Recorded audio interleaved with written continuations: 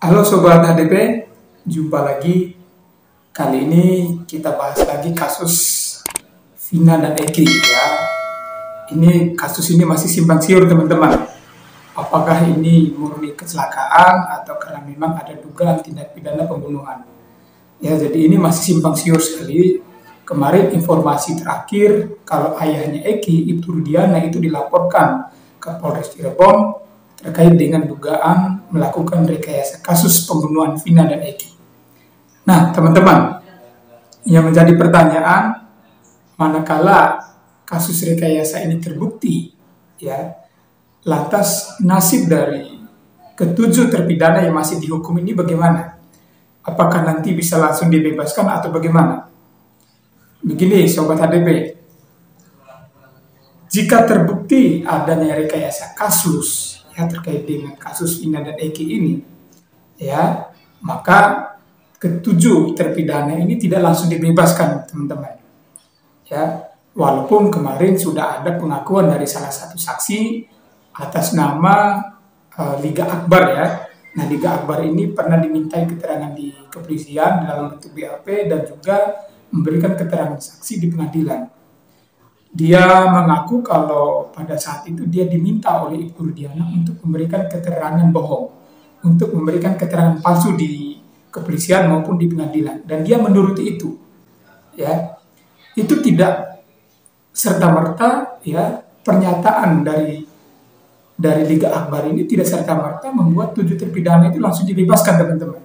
Bahkan sekalipun kalau Ibu Rudiana itu memberikan klarifikasi atau memberikan pengakuan bahwa benar adanya rekayasa, itu tidak serta-merta membuat tujuh terpidana itu langsung dibebaskan, teman-teman. Kenapa?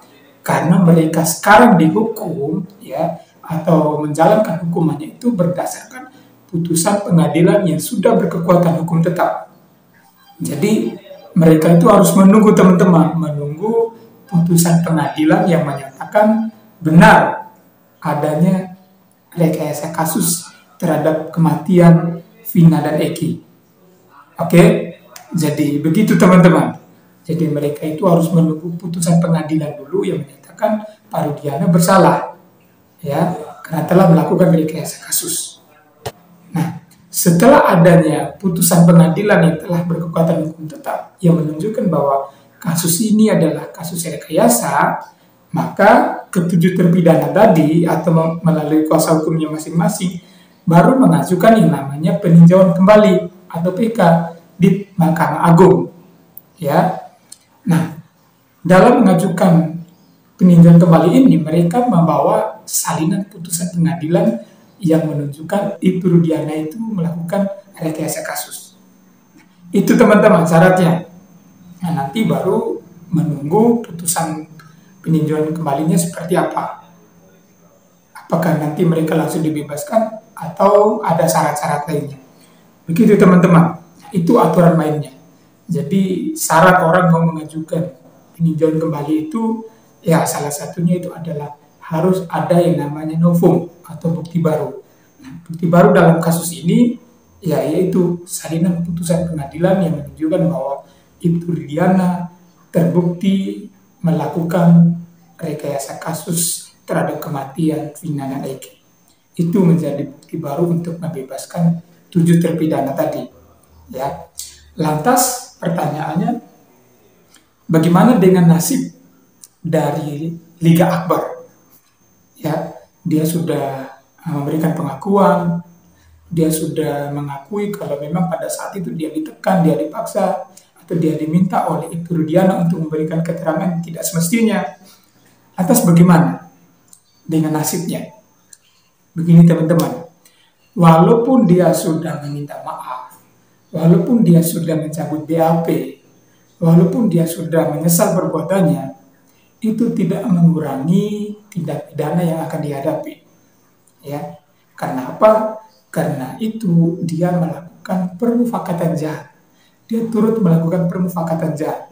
Iya, karena perbuatan dialah, karena keterangan kesaksian dia di persidangan lah yang membuat tujuh orang yang tidak bersalah ini mendekam di balik jeruji besi.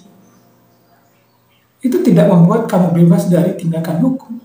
Itu tidak membuat Liga Akbar itu bebas dari ancaman pidana. Tidak bisa, walaupun kamu sudah minta maaf, walaupun kamu sudah mencabut PAP dan lain sebagainya. Tidak ada efek. Itu adalah akibat hukum nanti yang akan dia terima.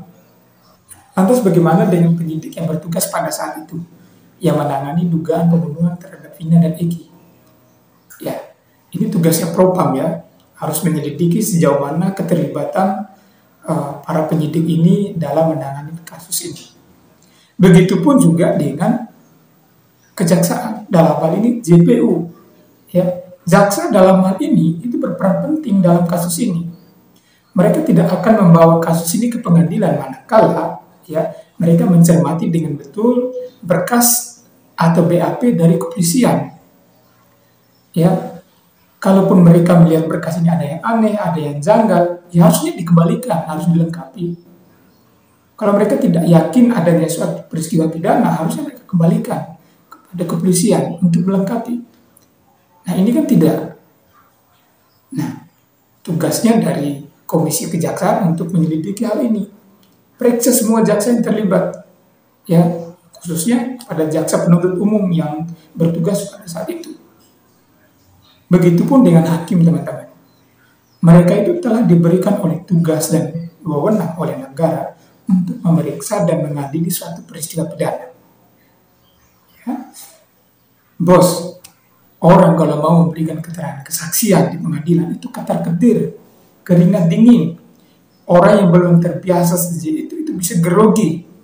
Ya. Itu orang-orang yang mau memberikan keterangan berdasarkan fakta dan peristiwa. Apalagi kasusnya seperti Liga Akbar.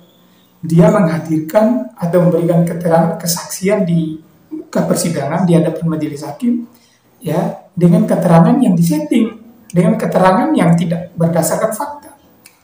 Harusnya hakim mengetahui itu, harusnya hakim bisa membedakan itu ya, karena dengan jam terbangnya mereka ya sudah luar biasa. Mereka harus bisa membedakan mana saksi yang memberikan keterangan yang sesuai dengan fakta, mana keterangan saksi yang memberikan keterangan itu tidak berdasarkan fakta. Harusnya mereka bisa membedakan itu. Nah, itu tugasnya dari Komisi Yudisial, ya KY, untuk memeriksa hakim-hakim yang memeriksa atau mengadili dalam perkara ini pada tahun 2016. Harus diperiksa.